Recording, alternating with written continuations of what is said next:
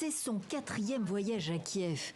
La chef de l'exécutif européen est venue afficher son soutien aux Ukrainiens, notamment avec cette promesse, livrer des centaines de milliers d'ampoules LED au pays dont les installations énergétiques sont régulièrement bombardées par les forces russes.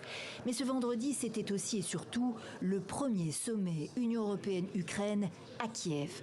Un mot d'ordre, les Européens font bloc aux côtés de leurs alliés. Il ne peut y avoir d'Europe sûre ou indépendante sans une Ukraine sûre et indépendante. L'Ukraine, c'est l'UE. L'UE, c'est l'Ukraine.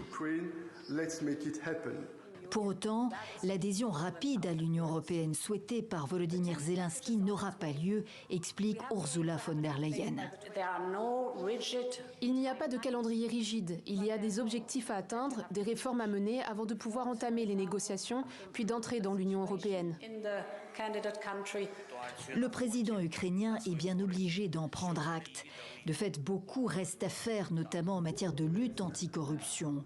Plusieurs hauts responsables ont été démis de leurs fonctions ces dernières semaines, jusque dans les rangs du gouvernement. Et Kiev s'emploie depuis à souligner les efforts entrepris. Le niveau de corruption a considérablement diminué ces dernières années.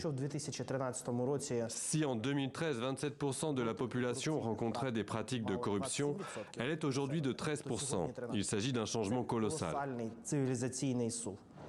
Dans l'immédiat, le président Zelensky implore les Européens d'accélérer le rythme des livraisons d'armes à longue portée. Cela nous permettra non seulement de ne pas nous retirer de Bakhmout, mais de commencer à désoccuper le Donbass. En d'autres mots, récupérer les territoires de l'Est de l'Ukraine occupés par la Russie depuis 2014. Kiev ne renonce en rien à sa souveraineté. Message à Moscou à l'approche d'une offensive redoutée marquant le premier anniversaire de l'invasion russe.